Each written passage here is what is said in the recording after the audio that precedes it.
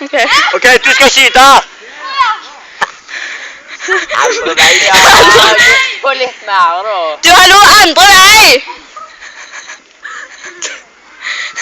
Nå gjorde du på litt, Tori.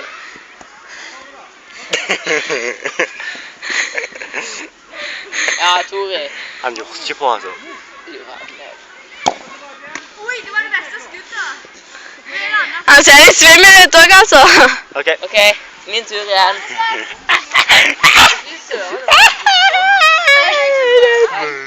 Ok, vil du prøve?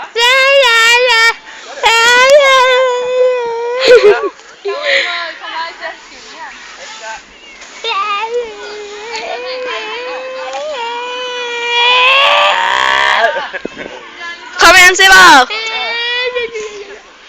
det er liksom sånn.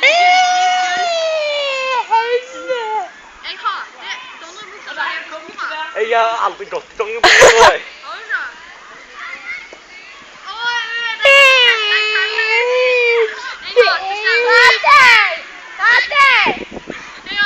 Jeg kom til 4 de over på.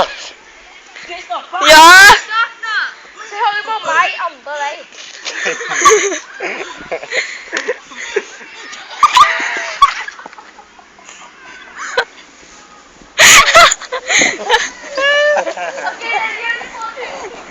Var du svimmel nå? Nei, nå må jeg gjøre det snart. Da vil jeg skyte et Jeg? Nei, han. Men jeg gidder ikke selv. Hei! Kom igjen! Ok. Jeg bare skyter et par skudd. Jeg synes hun er med. Du, hallo, det var jo meningen at han skulle ta deg ut. Åja. Ja, han skal det. Og nå griner Jeg, nei.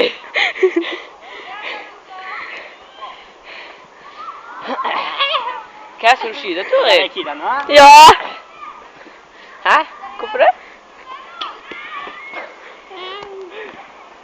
Ja. Kan jeg igjen? Ja. Yes, jeg prøver igjen.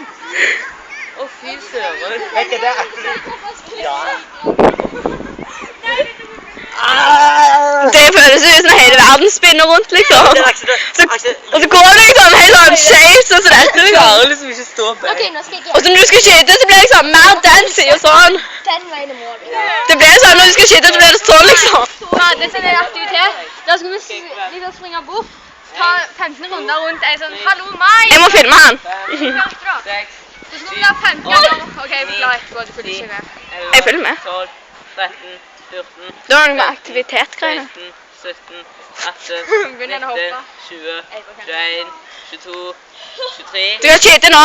25, 26, 27, 28, 29, 30. Rett vei, way! Bra start! Nei, det gikk ikke i mål.